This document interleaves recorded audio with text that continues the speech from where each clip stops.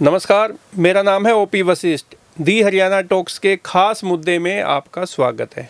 नमस्कार, मेरा नाम है सत सिंह और ख़ास मुद्दे में आज हम बातचीत करेंगे रोज़गार से संबंधित। हरियाणा सरकार के हरियाणा कौशल रोज़गार निगम ने एक इज़राइल के अंदर 5,000 नर्सिंग स्टाफ को प्लेस करने की एडवर्टीज़मेंट जारी की है।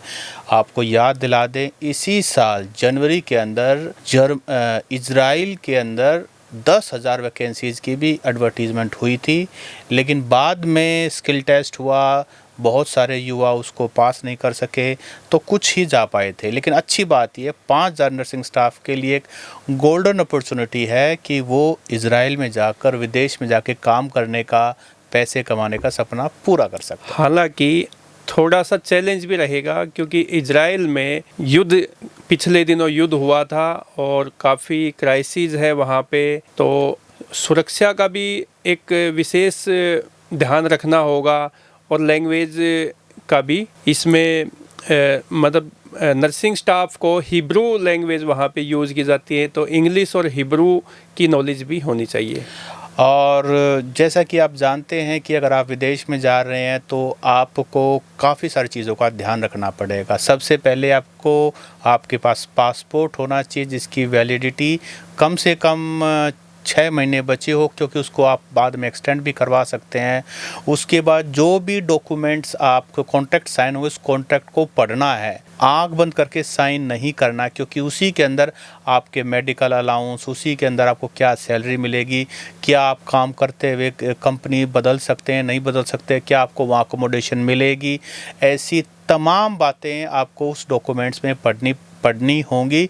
और अगर महिलाएं, क्योंकि नर्सिंग की बात है, तो मेल फीमेल जिसने भी नर्सिंग का डिप्लोमा कर रखा है, जिसने भी नर्सिंग का पूरा जिसके पास डिग्री है, वो इसके लिए अप्लाई कर सकते हैं। तो आज के पॉडकास्ट में इसी से संबंधित हम बात करेंगे। ओपी जी, आपको हम दोनों ने द हरियाणा टॉक्स के लिए जनवरी में एक बड़ा लंबा चौड़ा जो ना, शायद हम फर्स्ट थे जिसने, जब सरकार ने जो स्किल टेस्ट था वो रोहतक के एमडीयू के अंदर रखा था और हमने उसको एक्सटेंसिवली कवर किया था। हाँ, वैसे तो ये सबसे पहले ही हरियाणा में हुआ और रोहतक में हुआ। महर्षि दयानंद विश्वविद्यालय एक कम से कम भी 3-4-5 दिन तक ऐसा माहौल वहाँ पे रहा कि वहाँ हरियाणा, पंजाब, राजस्थान, उत्तर प्रदेश और या इवन कि बिहार तक के और झारखंड तक के भी युवा अपना बैग पीठ पे टांग के और एमडीयू के कैंपस में घूमते हुए नज़र आए थे। तो वहाँ पे जो कंस्ट्रक्शन जो वर्कर है उनके लिए यहाँ स्किल टेस्ट हुआ था। कारपेंटर, कंस्ट्रक्शन वर्कर और कई तरह का, चिनाई का काम करने वाले, हाँ, कई तरह का, स्टील वगैरह का कोई काम था, आयरन वेल्डिंग, ऐसे कई तरह के स्किल टेस्ट था सारा का सारा। तो उसमें ये था कि ये कह रहे थे कि भाई जैसे हरियाणा की युवाओं को ना, काफ़ी युवाओं को इजराइल भेजा जाएगा और काफ़ी युवा जो डंकी रूट से जाते हैं या अवैध रूप से जाते हैं, बहुत सारा पैसा खर्च हो जाता है, फिर वहाँ पे उनके लिए दिक्कतें पैदा होती है। तो ये सरकार ने HKRN जो डिपार्टमेंट है हरियाणा में, एजेंसी है, इसके मार्फत ही वहाँ पे भेजा जाया था। और भी कई डिपार्टमेंट थे इसमें, सेंटर दिल्ली से भी। लेकिन जब यहाँ के युवाओं का जब स्किल टेस्ट हो गया और इनकी लिस्ट बनी, तो ये कह रहे थे कि भाई 4 से 5 हज़ार युवाओं को वहाँ पे भेजा जाएगा। 10,000 की वैकेंसी थी, लेकिन ये था कि हरियाणा के भी कम से कम इतने तो हरियाणा से जाएंगे। लेकिन जो मुझे ध्यान है, लास्ट यहाँ हरियाणा के जो युवा इजराइल में गए वो 225 के आसपास थे। हाँ, 219 टू बी प्रिसाइज, क्योंकि ये आंकड़ा सरकार का दिया हुआ है जी। तो 219 के करीब युवा गए थे। और रोहतक डिस्ट्रिक्ट से जितने भी गए थे उन सभी का मेरे पास डेटा है, सबके फ़ोन नंबर हैं और मैंने बातचीत भी की थी उनसे। कुछ लोगों से मैं अब भी संपर्क में हूँ, आसपास के गांव के हैं। एक के तो बल्कि हम घर भी गए थे, वो उनका इंटरव्यू करके लाए थे। और अब जो नर्सिंग स्टाफ है ना ओपी जी, बेसिकली वहाँ जो है, जो आपने अभी एक बात कही कि वहाँ युद्ध चल रहा है, बेसिकली इज़राइल जो है देश, वो ऐसा प्लेस्ड है, वहाँ युद्ध का माहौल शुरू से रहा है। उनके लिए युद्ध एक नॉर्मल सी चीज़ है। टेक्नोलॉजिकली कितना स्ट्रॉन्ग है इज़राइल, और इज़राइल में ना हर चीज़ की ट्रेनिंग है। अगर कहीं भी हमला हो जाता है तो उन्होंने अंडरग्राउंड बंकर्स बना रखे हैं कि आपको बंकर्स में स्प्लिट ऑफ द सेकंड कैसे आपको बंकर्स के अंदर एंटर कर लेना है। हाँ, जो बच्चे पहले गए थे यहाँ के अपने हरियाणा से, उन बच्चों से हमने भी बातचीत की, उनके पेरेंट्स से बातचीत की, उन्होंने वीडियो कॉल से हमारे से डायरेक्ट भी बातचीत की जो इजराइल में थे। तो उनका यही कहना था कि देखो खतरा तो सब जगह पे है, युद्ध तो सब जगह पे होते हैं, इंसान का पता नहीं होता कि किस टाइम क्या हो जाए। तो लेकिन वो युवा वहाँ पे जो गए इजराइल, वो जाके खुश थे और उनको तो ये भी कहना था कि भाई अच्छा खासा पैसा मिलता है यहाँ पे, एक ओवर टाइम करते हैं तो उसका एक्स्ट्रा मिल जाता है। नहीं, ऐसा एक भी कुछ उन्होंने कुछ बताया। टेक्निकल दिक्कतें भी हैं, जैसे कि बहुत सारे युवाओं को ये नहीं पता था कि उनको वहाँ जा कर के मतलब रहना कहाँ है, और वहाँ उनको ना अंग्रेज़ी आती ना हिब्रू आती है, हिंदी कोई समझता नहीं है। ये भी एक चैलेंज था उन लोगों के लिए। इसके साथ साथ देखिए, जब आप दूर जाते हैं ना, तो हमारे यहाँ तो आदत होती है कोई रिश्तेदार निकाल ली, कोई भाईचारा निकाल लिया। वहाँ तो सब विदेशी हैं और उनको तो काम से मतलब है। वहाँ ना सोशली आपको टाइम नहीं मिलता एक दूसरे से मिलने का, होका पाड़ने का, और नहीं बिल्कुल हमारे लोगों को ना भाई चाय पे चर्चा कर ली। वहाँ सर मैं कह रहा हूँ सिर्फ काम की रिस्पेक्ट है, केवल काम और केवल काम। केवल जो हम हाँ मतलब वही ना काम, लेकिन उसके बदले फिर आपको दाम भी मिलता है। यहाँ सबसे अच्छी बात मुझे पता क्या लगती है कि हरियाणा सरकार का जो HKRN डिपार्टमेंट है, इसकी सारी जिम्मेदारी जो है ना, हरियाणा सरकार ने ऑथोराइज कर दिया HKRN को, और हरियाणा सरकार सरकारी माध्यम से सब कुछ होगा अब तो। हाँ, इसमें जो HKRN डिपार्टमेंट है, ये जो विदेश सहयोग विभाग है उसके साथ मिलके युवाओं को वहाँ पे 5,000 जो नर्सिंग स्टाफ है उनको भेजने का वहाँ पे काम करेगा। और जब HKRN ने ये पहल की है, ये इनिशिएटिव लिया है, तो मुझे लगता है कि हरियाणा के जो नर्सिंग स्टाफ है, जो PGIMS में या मेडिकल में, जो सिविल हॉस्पिटल है और PGIMS है, वहाँ पे जो नर्सिंग स्टाफ जो जॉब नहीं लग पाई थी, जिनकी कुछ के तो पिछले दिनों भर्तियाँ हुई थी, लेकिन जो बहुत सारे ऐसे हैं कि जो नहीं लग पाए, जॉब उनको नहीं मिल पाई, तो वो प्राइवेट हॉस्पिटल्स में काम करते हैं। और प्राइवेट हॉस्पिटल्स का आपको पता है कि वो तो निचोड़ लेते हैं, देते कुछ नहीं। देखो निचोड़ना तो इजराइल में भी होगा, लेकिन वहाँ बदले में आपको दाम मिल जाएगा। लेकिन एक देखो बड़ा फ़र्क है, यहाँ बेशक निचोड़ लेते हैं, लेकिन यहाँ कोई युद्ध का खतरा नहीं है। अब महिला है, महिला शाम को अपने घर जा सकती है। मतलब मैं कह रहा हूँ कि हर चीज़ के प्लस और माइनस हैं। अगर विदेश में सभी परिवार भेजने के लिए राज़ी नहीं होंगे, अगर वो बहू होगी तो इन लॉज भेजेंगे नहीं भेजेंगे, अकेली है, लड़की है, बहुत सारे तो कैसे अकेली महिला वहाँ कैसे रहेगी? नहीं, वो हालांकि बहुत सारी महिलाएं जाएंगी, लेकिन मैं ये कहना चाहता हूँ कि सबके अपने प्लसेस और माइनसेस हैं। तो कुछ प्लसेस पे बात कर लें। देखिए, सबसे पहली बात, आपको ना HKRN एक गवर्नमेंट एजेंसी है, तो इसलिए आप इस पे विश्वास कर सकते हो OP जी। दूसरी बात, क्योंकि ऐसा नहीं है, इजराइल के अंदर एक तो बुजुर्गों की बड़ी संख्या है, तो उनको वहाँ इसको अलग कहते हैं, वहाँ नर्सिंग स्टाफ नहीं कहते, केयर गिवर कहते हैं। मुझे याद है कि कनाडा के अंदर भी इस तरह की चीज़ें बहुत निकलती, उनको नैनी कहते थे, जो अटेंड करती हैं, नैनी जो अटेंड बोलते हैं, जैसे हाँ, उसके लिए भी नर्सिंग का केयर टेकर कह सकते हैं। हाँ ना, केयर गिवर, ये केयर गिवर हैं। तो HKRN के पास तो अब एक्सपीरियंस भी हो गया। 219 तो हरियाणा से आप ये मान लीजिए जो विदेश गए थे, और इसके अलावा जर्मनी में भी, अरब कंट्रीज़ के अंदर भी HKRN जो है भी कर रहा है।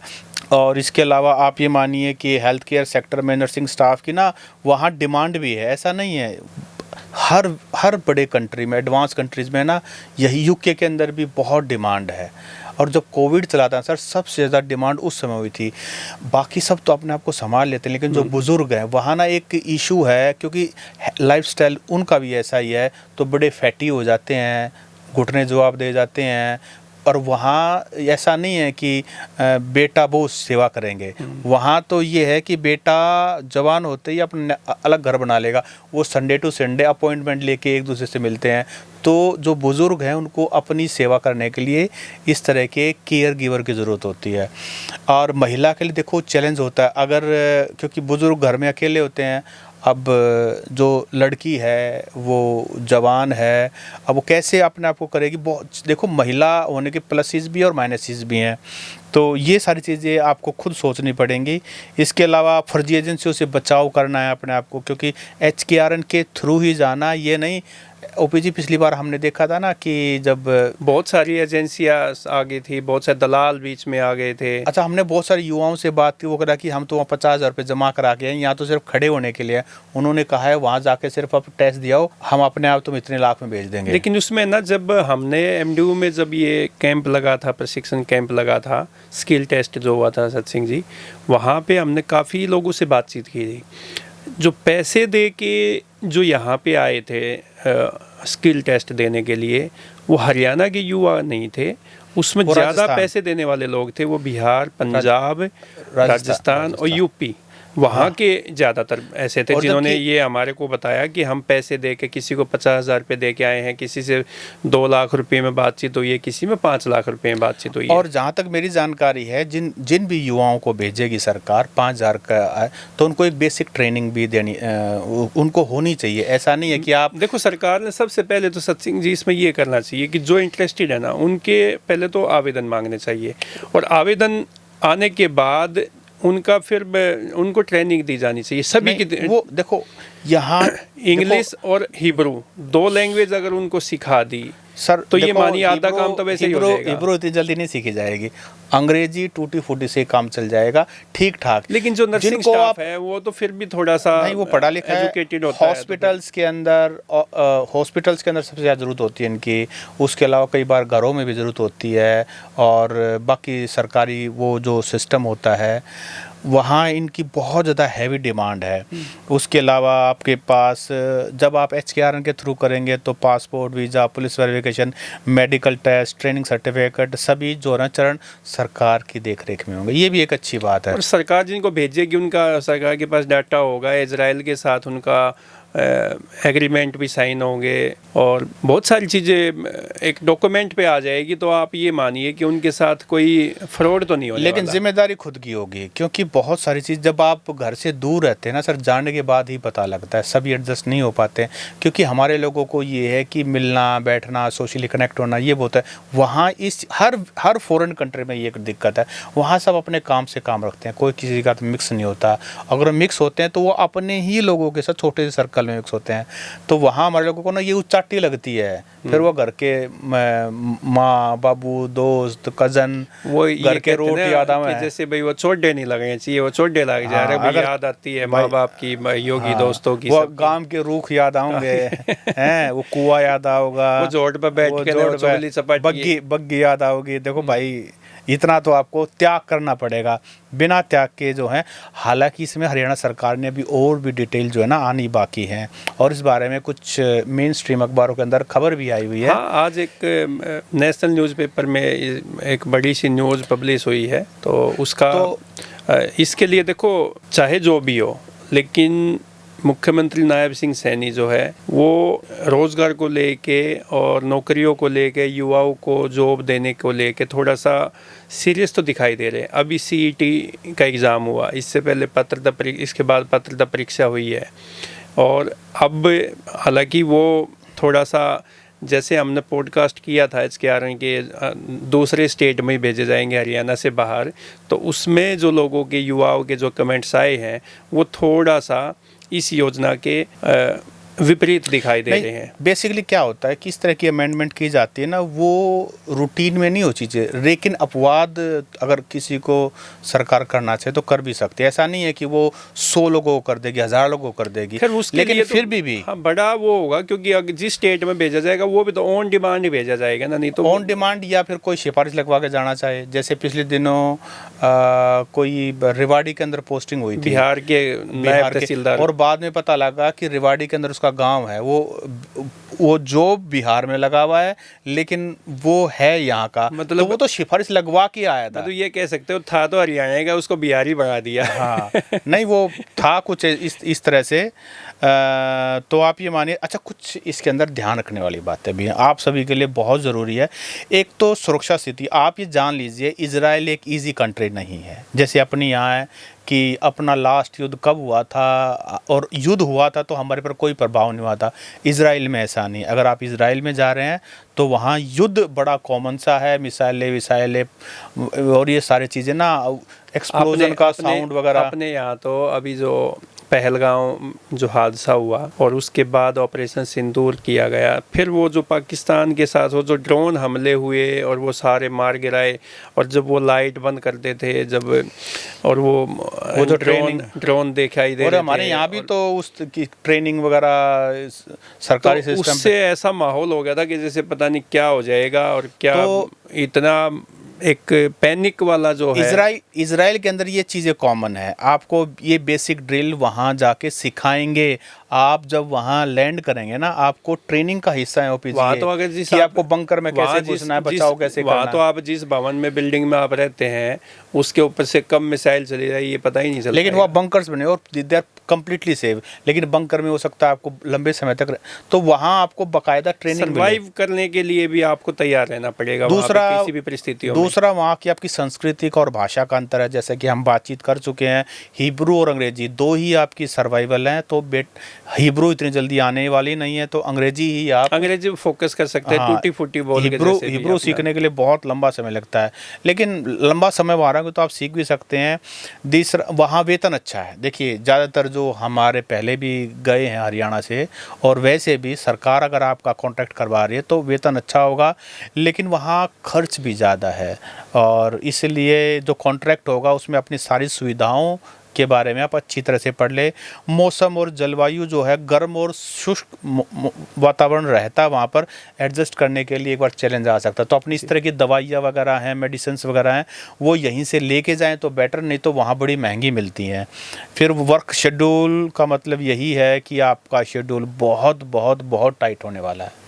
वहाँ पे ये नहीं है ना कि भाई आपने जैसे 8 घंटे की जॉब है, यहाँ तो 8 घंटे की जॉब का मतलब ये होता है कि भाई आधा घंटा तो लेट पहुँचे ऑफिस में, फिर वो कुर्सी पे कपड़ा वपड़ा मारने में लगा देते हैं, फिर चाय बोल दो, फिर चाय बोल दो आन दे फिर लंच का टाइम हो जाएगा तो लंच से 15-20 मिनट पहले निकलेंगे और लंच खत्म होने के 15 मिनट बाद आएंगे। तो वहाँ शारीरिक के साथ मानसिक भी आपको जो ना आपके पर तनाव आएगा, इमोशनल स्ट्रेस, क्योंकि बुजुर्गों के साथ, बीमार लोगों के साथ आपको डील करना है, गंभीर रोगियों के साथ डील करना है, तो भावनात्मक रूप से आपको बहुत थका देने वाला भी हो सकता है। अगर आपने प्रॉपर नर्सिंग की है, पेशेंट्स की केयर की एक्सपीरियंस है, तो आप झेल जाएंगे। लेकिन अगर आप ऐसे कहीं गादड़ फरा ले आए और वहाँ पहुँच इसमें सत्सिंह जी एक चीज़, हमारे जो हरियाणा का जो नर्सिंग स्टाफ है ना, उनके सामने एक चैलेंज रहने वाला है, क्योंकि हम तो यहाँ PJMS में देखते हैं। तो जैसे कोई पेशेंट ने कहा कि भाई मेरे को थोड़ा सा ये काम कर दो, तो पड़ा रहने, ऐसे PJMS में हमने काफ़ी नर्सिंग स्टाफ से बोलते हुए सुना है कि कोई जैसे किसी को पेन है कि डॉक्टर साहब को बुला दो, इतनी बार में मर गया। तो ये जो ऐसी जो लैंग्वेज है, ये ऐसी जो वो है, वो थोड़ा सा उसमें सॉफ्टनेस लेके आनी है। तो वो कहते हैं कि जो नर्सिंग स्टाफ है वो डॉक्टर से भी ज़्यादा इफ़ेक्टिव होता है किसी मरीज़ को वो बीमारी से बाहर लाने के लिए, निकालने के लिए। फर्स्ट कॉन्टैक्ट पर्सन होता है, तो ऑब्वियसली उसको कॉन्ट्रैक्ट की शर्तें ध्यान से पढ़ लें, हर लाइन को पढ़ना जरूर। ओवर टाइम, छुट्टी, रहने की शर्त स्पष्ट हो, कहाँ आपको जगह दी जाएगी, नकली एजेंसियों का खतरा बना रहेगा। जैसे ही आपको अलग अलग प्रलोभन आएंगे उनसे बचना है, सिर्फ सरकार की एजेंसी पे ही ध्यान रखना है। Visa, documentation, passport, medical, police, सब कुछ जो है ना, इसमें रुकावटें भी आ सकती हैं, तो आपको सब कुछ कागज़ जो है ना तैयार करवाना है। घर से दूर रहना है, मेंटली तैयार हो जाएं। काम का दबाव ज़बरदस्त आने वाला है, क्योंकि इमरजेंसी शिफ्ट में काम करना पड़ेगा और समय का कोई पता नहीं होगा। और आप ये मानिए कि जब आप विदेश से यहाँ कॉन्ट्रैक्ट पूरा करके आएंगे तो उस समय ज़रूरी नहीं है आपको यहाँ उसका बेनिफिट मिले। सेक्टर टू सेक्टर डिपेंड करेगा, आपने किस सेक्टर में वहाँ काम किया, यहाँ उस सेक्टर में आप आएंगे तो वो काउंट होगा, अदरवाइज़ कई सारी दिक्कतें हैं। जब वो आप वहाँ से कमाया हुआ पैसा भेजेंगे तो उसके अंदर बीच में उसका कोई ना कोई कट होगा, तो वो भी आप देखिए, क्योंकि डॉलर से जब कन्वर्ट करते हैं इंडियन रुपीज़ में, इंडियन रुपीज़ से कन्वर्ट करते हैं तो बीच में अपना कुछ ना कुछ चार्जेस कटते हैं। ये सारी चीज़ें आपको पता होनी चाहिए। और हेल्थ रिस्क भी है, क्योंकि आप नए देश में जा रहे हैं तो एक हेल्थ रिस्क आपका अपना भी है, क्योंकि आप काम करते जाएंगे अपने आप को संभालेंगे नहीं तो औरों की केयर करने के उसमें आप अपना भी ध्यान रखें। जो अपने यहाँ पे आपस में जो रिश्तेदारी में गाँव गवांड में जो होते हैं ना कि भाई जैसे किसी के थोड़ी सी तकलीफ होगी तो वो 10 तो उसको विदेशी वैद्य पा जाएंगे, भाई न्यू कर ले वो वहाँ पे ये सब चीज़ें करने के लिए नहीं जुगाड़ नहीं मिलेगा। हाँ, वीडियो कॉल पे, व्हाट्सएप पे या कॉल फ़ोन पे अपने घर वालों से किसी भी टाइम आप बात कर सकते हैं, लेकिन हो सकता है कि जो ड्यूटी आवर जो होते हैं उस टाइम पे आपका फ़ोन पे बात करना संभव ना हो। ओपी जी, जो यहाँ से इजराइल गए थे ना अपने हरियाणा के, उनसे मेरी कईयों से बात हुई तो वो बताते थे कि वहाँ 8 घंटे काम का मतलब 8 घंटे काम, 1 मिनट भी इधर से उधर नहीं, क्योंकि एंटायरली सीसीटीवी से वो होता है और वो ना तो लेट लतीफ़ी और ना ही काम में लापरवाही। आपको उनको काम पूरा चाहिए। 8 घंटे के बाद आपसे काम करवाएंगे तो आपको ओवर टाइम पे किया जाएगा। उसके बाद जब आपको आके अपना खाना बनाना है और खाना के बाद बर्तन भी करने हैं, कपड़े भी करने हैं, तो सब कुछ जो है ना वो सिस्टम से होगा। तो पूरा हार्ड वर्क सबसे बड़ी बात है सचिन जी, वहाँ पे अगर आप खुद खाना नहीं बनाएंगे, बाहर खाएंगे तो बहुत महंगा होगा। आप जितना कमाएंगे कितने दिन खाएंगे, कितने दिन बाहर खाएंगे, आधे से ज़्यादा तो आप खाने में ही खर्च हो जाएगा। खाना बनाना तो आना चाहिए, नहीं तो फिर आप कई लोग साथ हो तो एक कोऑपरेटिव मेस चला सकते हो। कोई शेयरिंग में कोई खाना बना रहा है, कोई कुछ कर रहा है, कोई सब्जी काट रहा है, कोई बर्तन धो रहा है, कोई सामान लेके आ रहा है। मतलब इस तरह से आपको कोऑपरेशन में शेयरिंग बेसिस पे आपको वो काम करना पड़ेगा।